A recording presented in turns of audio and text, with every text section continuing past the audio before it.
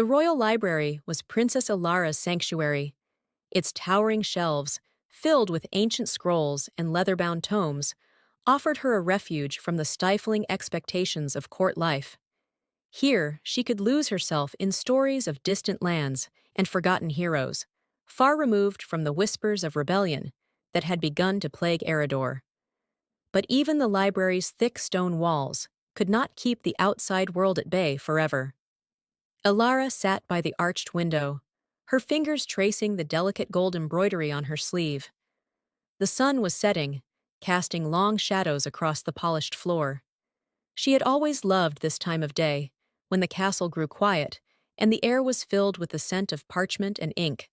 But tonight, the silence felt heavy, ominous. The rebels were growing bolder, their attacks more frequent. Her father, King Theron, had dismissed their grievances as the complaints of traitors. But Elara couldn't shake the feeling that something was deeply wrong. A sudden commotion in the corridor outside shattered the stillness. Elara's heart leapt into her throat as the library doors burst open. A messenger, his face pale and streaked with sweat, stumbled into the room. "Your Highness!" he gasped, bowing hastily. "The rebels! They've breached the western gate!" Elara rose to her feet, her book slipping from her lap and landing with a soft thud. "What?" she whispered, her voice trembling. "How is that possible?" Before the messenger could answer, the sound of distant shouting reached her ears. The castle, usually so orderly, was descending into chaos. Alara's mind raced. Her brother, Prince Kaelin, would be eager to lead the defense, but she knew his recklessness could cost lives. Her father, though a skilled strategist, was stubborn and unwilling to listen to reason. And her mother. Elara's chest tightened. Queen Isolde had always been a voice of calm and wisdom, but she had fallen ill weeks ago and had yet to recover. "Princess," the messenger said urgently, "you must come with me." "It's not safe here." Elara nodded, her legs moving almost of their own accord. She followed the messenger through the labyrinthine corridors, her heart pounding with every step. The castle was alive with activity, soldiers rushing to arm themselves, servants darting to and fro with supplies, the air thick with tension. As they approached the throne room, Elara caught sight of her father. King Theron stood at the center of the chaos, his voice booming as he issued orders. His face was grim, his jaw set in a way that brooked no argument. "Elara!" he barked when he saw her. "Where have you been?" "We're under attack." I was in the library," she stammered, her voice barely audible over the din. "Father, what's happening?" "The rebels have infiltrated the castle," he said, his tone sharp. "They're after the royal family. You need to be protected." Before Elara could respond, a figure stepped forward from the shadows. She was tall and broad-shouldered, her dark hair braided tightly against her scalp.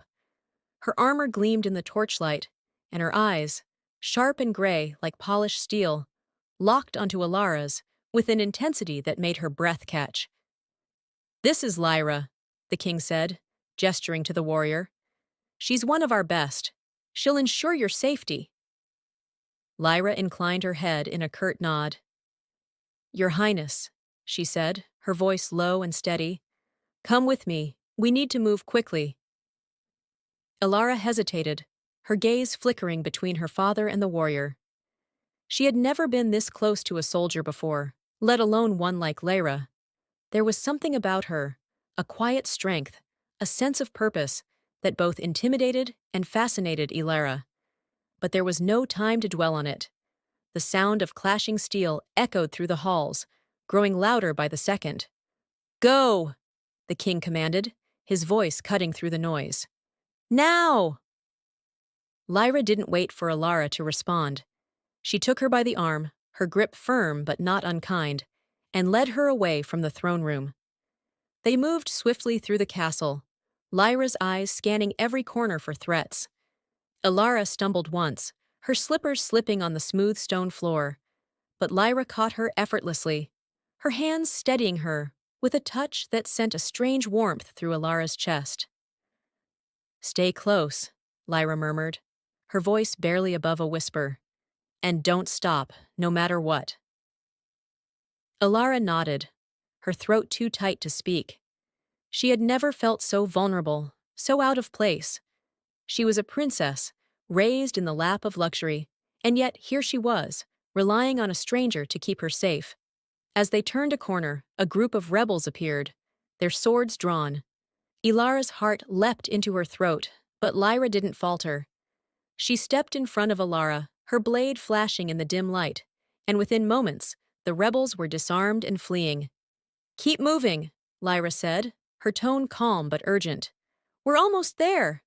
Elara followed, her mind racing.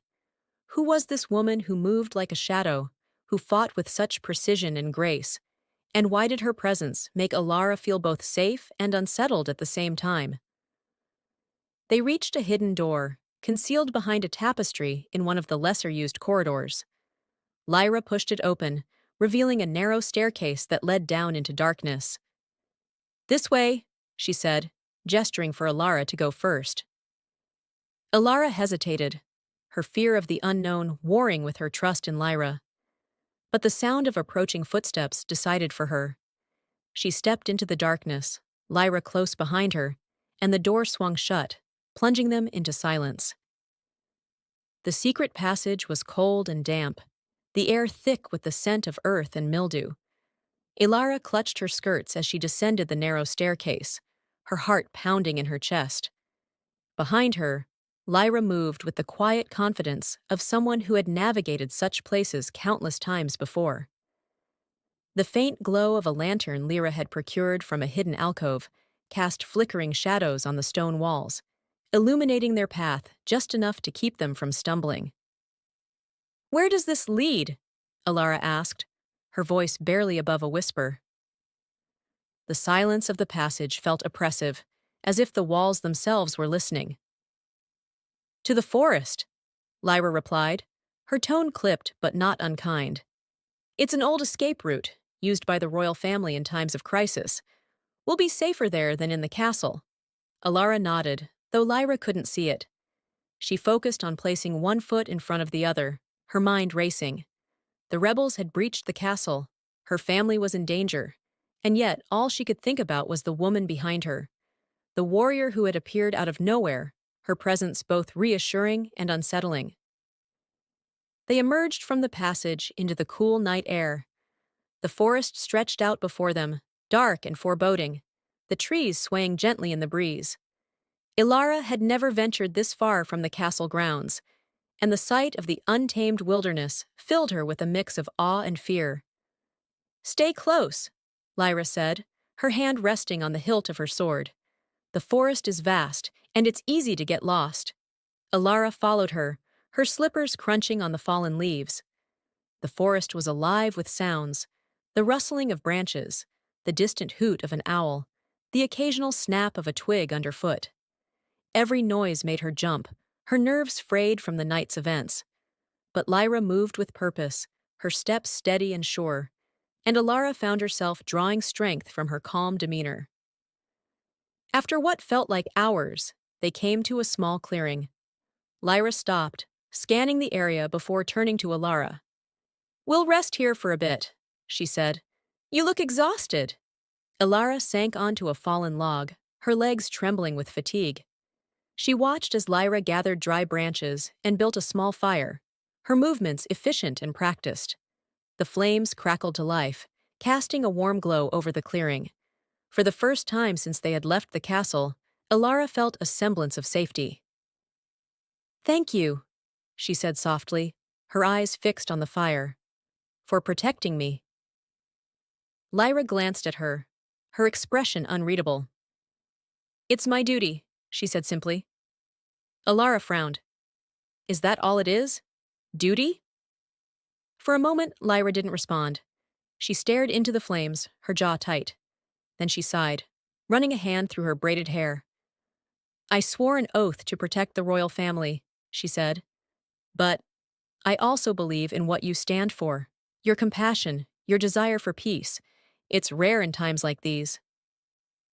Elara's breath caught. She hadn't expected such honesty from the warrior. "You believe in me?" she asked, her voice barely above a whisper. Lyra met her gaze, and for the first time, Elara saw a flicker of vulnerability in her steel-gray eyes. I do, Lyra said. But belief alone won't keep you safe. We need to keep moving at first light. Elara nodded, her heart swelling with a strange warmth. She wanted to say more, to ask Lyra about her past, about the life she had led before becoming a warrior. But the exhaustion was catching up to her, and her eyelids grew heavy. Sleep, Lyra said, her voice softer now. I'll keep watch. Elara didn't argue. She lay down on the soft forest floor, using her cloak as a makeshift blanket. The fire's warmth enveloped her, and she felt herself drifting off. But before sleep claimed her, she caught a glimpse of Lyra sitting by the fire, her profile illuminated by the flickering flames.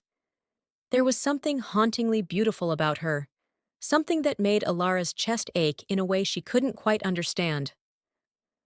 The next morning, they set out again.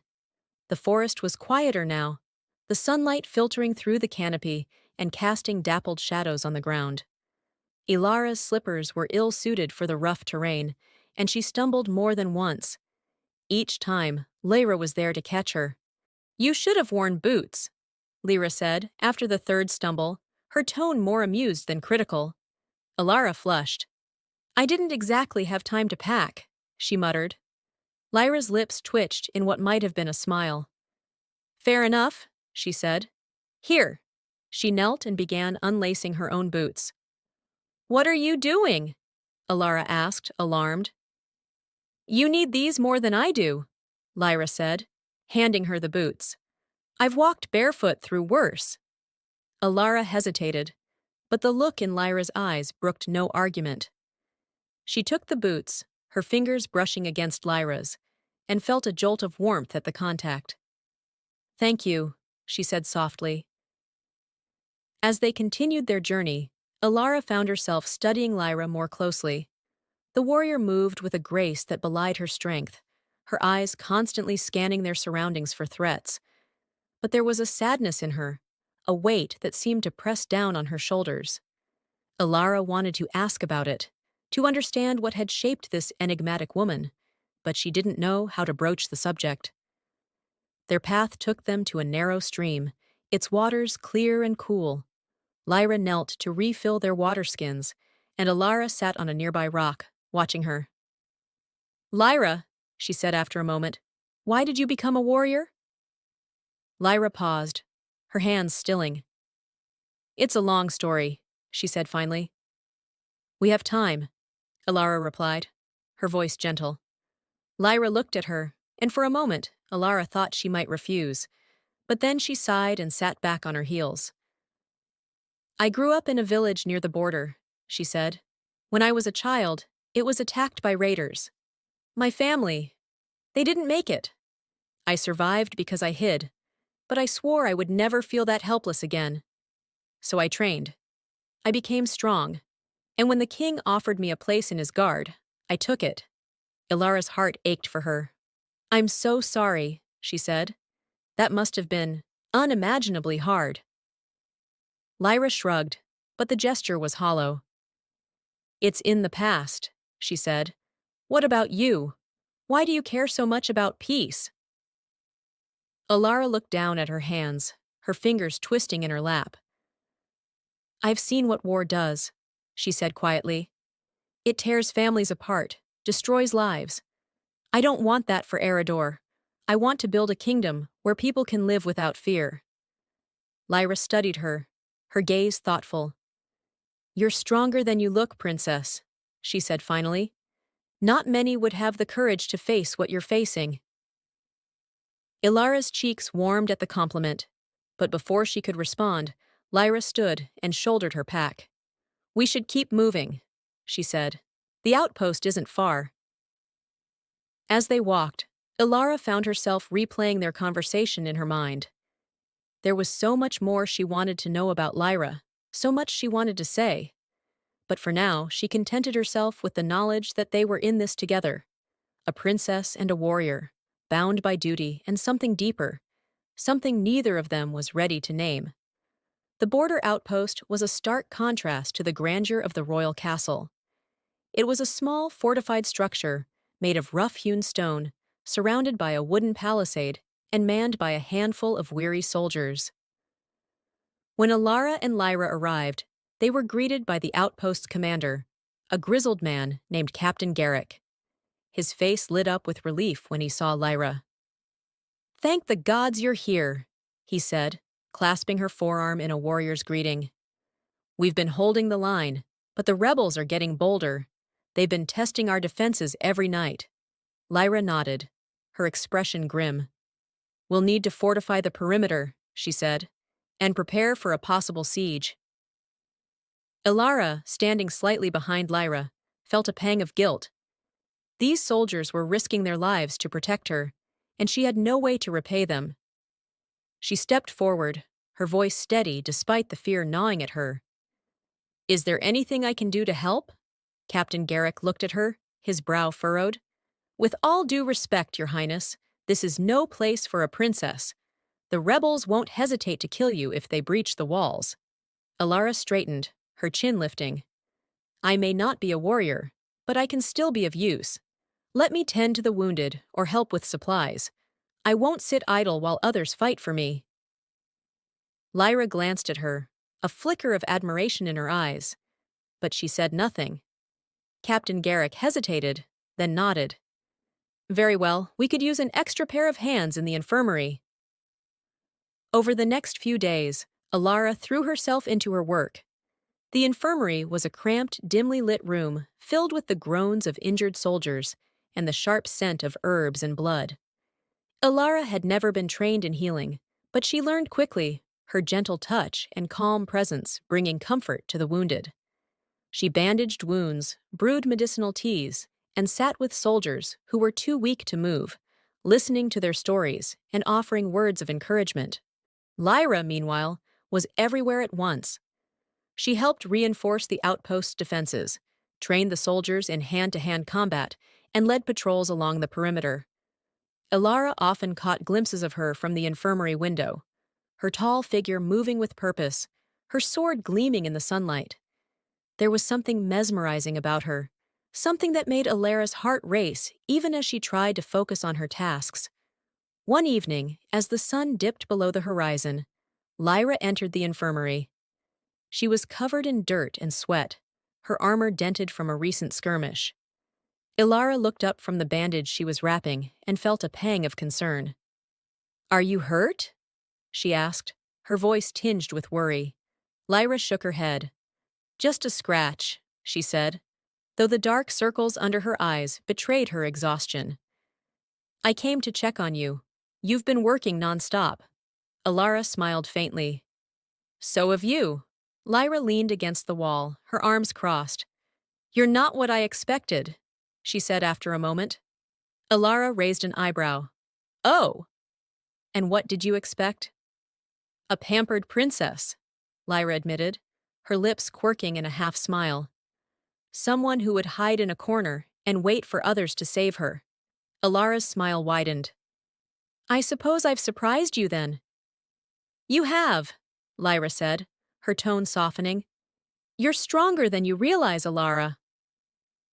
The use of her name, rather than her title, sent a shiver down Elara's spine. She looked away, her cheeks flushing. "I'm just doing what I can," she said quietly. Lyra pushed off the wall and stepped closer. "You're doing more than that," she said. "You're giving these men hope. That's not something to take lightly." Elara met her gaze, her heart pounding. There was something in Lyra's eyes, something warm and tender that made her breath catch. For a moment, neither of them spoke, the air between them charged with unspoken words. Then the sound of a horn shattered the silence. Lyra's expression hardened, and she turned toward the door. "The rebels are attacking," she said. "Stay here. Don't leave the infirmary." Before Elara could respond, Lyra was gone, her footsteps echoing down the corridor. Elara clenched her fists, frustration and fear warring within her. She hated feeling helpless, hated being told to stay behind while others fought. But she knew Lyra was right. She would only be a liability on the battlefield. The siege lasted for hours.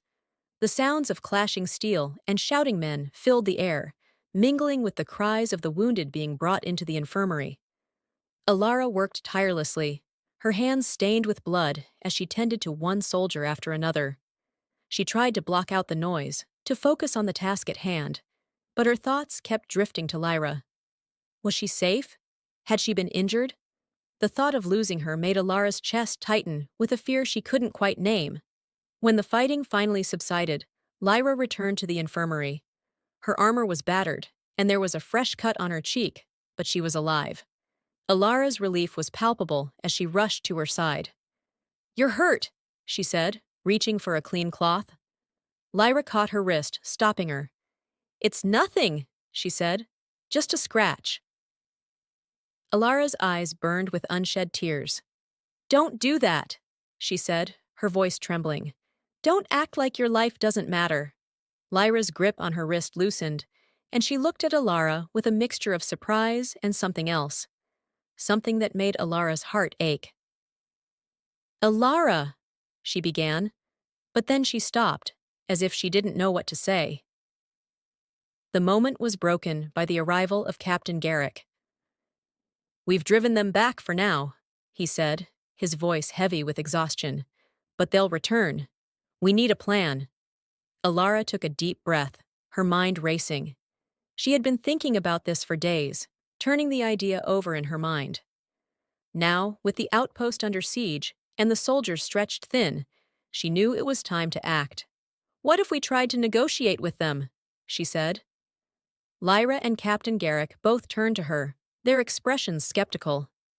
"Negotiate?" Garrick repeated. "With rebels?" "They're not just rebels," Elara said, her voice firm. "They're people, people who feel they've been wronged by the crown. If we can address their grievances, maybe we can end this without more bloodshed." Lyra frowned. "It's too dangerous," she said. "They won't listen to reason. They'll see you as a target." "I'm willing to take that risk," Elara said, "if it means saving lives." Lyra's jaw tightened, and for a moment, it looked like she might argue. But then she sighed, her shoulders slumping in defeat. "If you're set on this," she said, "then I'll go with you. But I don't like it." Elara's heart swelled with gratitude. "Thank you," she said softly. As they prepared to leave the outpost, Elara couldn't shake the feeling that something had shifted between her and Lyra. There was a tension in the air, a weight to their interactions that hadn't been there before. She didn't know what it meant, but she knew one thing for certain. She couldn't imagine facing this without Lyra by her side. The rebel camp was hidden deep within the forest, a sprawling network of tents and makeshift structures nestled in a secluded valley. Elara's heart pounded as she and Lyra approached, their footsteps muffled by the thick undergrowth. The air was thick with tension, and every rustle of leaves made Elara's nerves fray further. She glanced at Lyra, who walked beside her, with her hand resting on the hilt of her sword, her eyes scanning their surroundings for threats. "Remember," Lyra said in a low voice, "stay close to me. If anything goes wrong, I'll get you out of here." Elara nodded, though her stomach churned with anxiety. She had proposed this mission, but now that they were here, the reality of what they were about to do was sinking in. They were walking into the heart of the rebellion, unarmed and vulnerable. But Elara knew it was the only way. If they could reach Zara, if they could make her see reason, then perhaps this war could end without more bloodshed. As they neared the camp, they were met by a group of armed rebels. The leader, a tall woman with a scar running down her cheek, stepped forward, her sword drawn. "Who are you, and what do you want?" she demanded, her voice sharp. Elara took a deep breath and stepped forward, her hands raised in a gesture of peace. "I am Princess Elara of Eridor," she said, her voice steady despite the fear clawing at her chest. "I've come to speak with your leader, Zara." The rebels exchanged glances, their expressions wary. The scarred woman narrowed her eyes. "And why should we trust you?" she asked. "Because I want the same thing you do," Elara said. "A better future for Eridor. But we can't achieve that through violence. Please, let me speak with Zara." The woman hesitated, then nodded. "Fine," she said, "but your warrior stays here." Elara glanced at Lyra, who shook her head. "I'm not leaving you," Lyra said firmly. "It's all right," Elara said, placing a hand on Lyra's arm. "I'll be fine." Lyra's jaw tightened, but she didn't argue. "If anything happens to her," she said to the rebels, her voice cold, "you'll regret it." The scarred woman smirked but said nothing. She led Elara deeper into the camp, leaving Lyra behind with the other rebels. Alara's heart raced as she walked, her mind racing with what she would say to Zara. She had rehearsed her words 100 times, but now that the moment was here, they felt inadequate.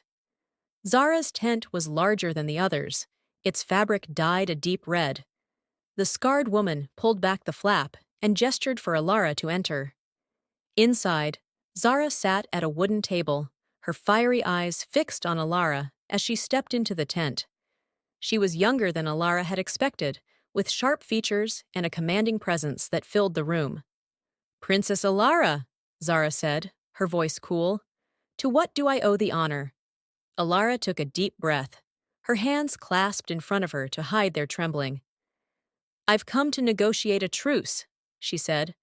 "This war has gone on long enough. Too many lives have been lost. I want to find a way to end this peacefully." Zara raised an eyebrow. "And what makes you think I'm interested in peace?" she asked. "Your father has ignored our grievances for years. Why should I trust you now?" "Because I'm not my father," Elara said, her voice firm. "I know the kingdom has failed you. I know there are injustices that need to be addressed, but violence will only bring more suffering. Let me work with you to find a better way." Zara studied her for a long moment, her expression unreadable. Then she leaned back in her chair, her fingers drumming on the table. "You're brave, I'll give you that," she said. "But bravery alone won't solve our problems. What exactly are you offering?" Elara took a step forward, her heart pounding. "A seat at the table," she said. "A chance to voice your concerns and work toward real change.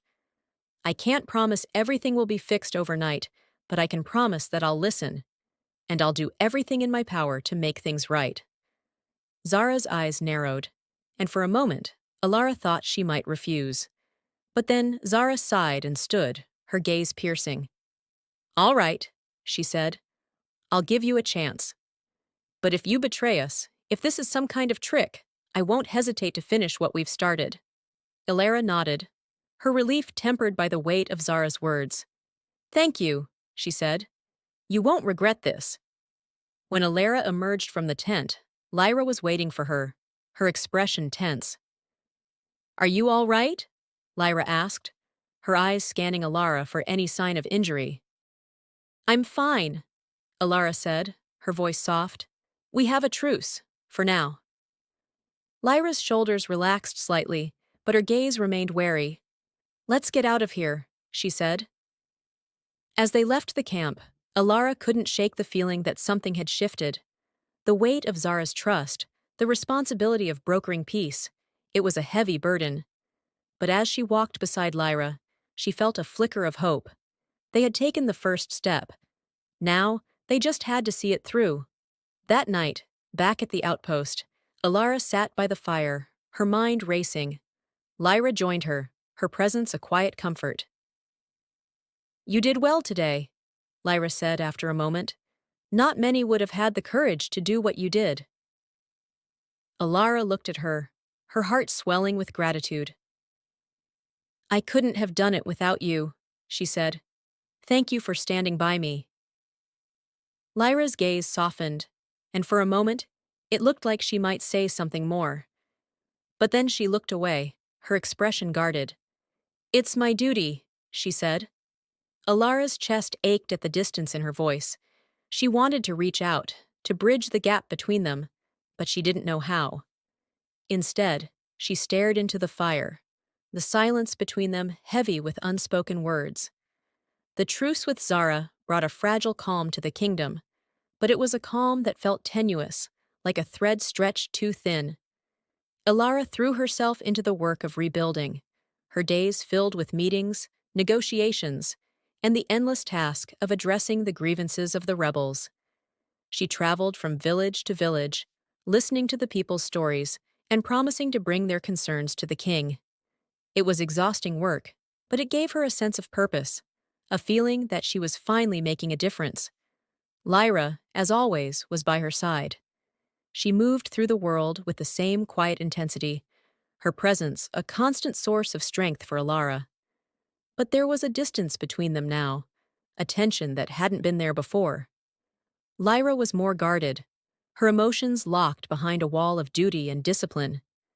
Elara could feel it in the way Lyra avoided her gaze, in the way she stepped back whenever their hands brushed.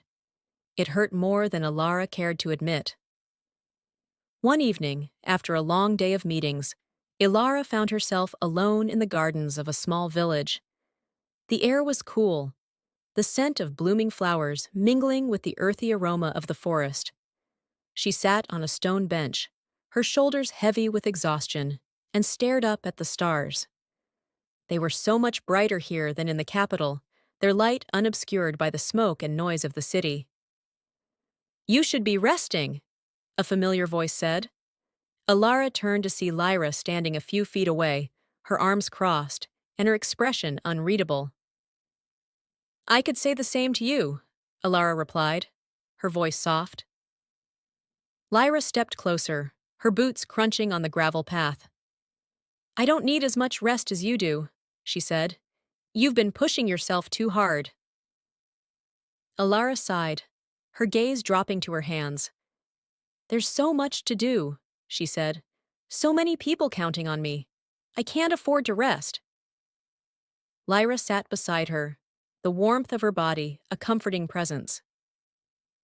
"You're not alone in this," she said. "You don't have to carry the weight of the kingdom on your shoulders." Elara looked at her, her heart aching at the concern in Lyra's eyes. "I know," she said, "but sometimes it feels like I'm the only one who cares. My father, he doesn't understand. He thinks the rebels are nothing more than traitors.